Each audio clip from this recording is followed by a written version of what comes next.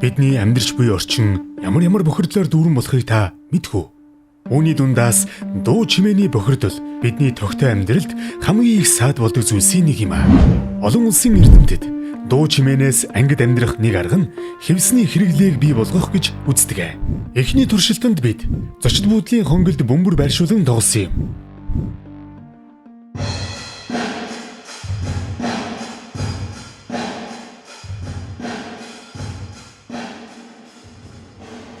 Туршилтаар хэвс дэвссэний дараа хэвсгүй байсан үеийнхээс дууны түвшин нь 30% буурч байлаа.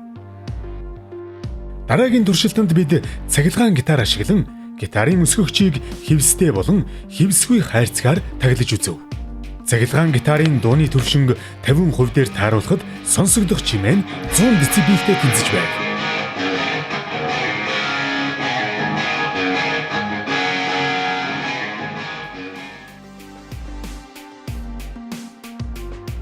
Ингээд хоосон хайрцаг тавихад хайрцагны гадна сонсогдох чимээ 80 децибел байхад хэвстэй хайрцгаар таглахад 50 децибел болж буурч байв.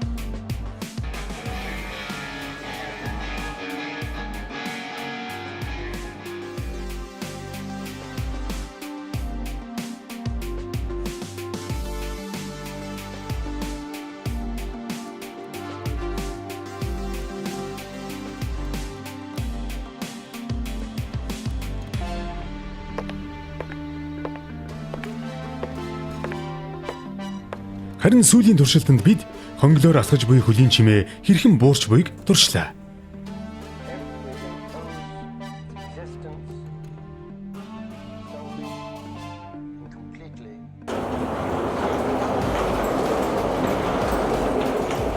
Харин үүний дараа дугуйтай цүнхтэй залуу хонглоор асгаж туршилт хийхэд дууны түвшин 85% буурсан юм.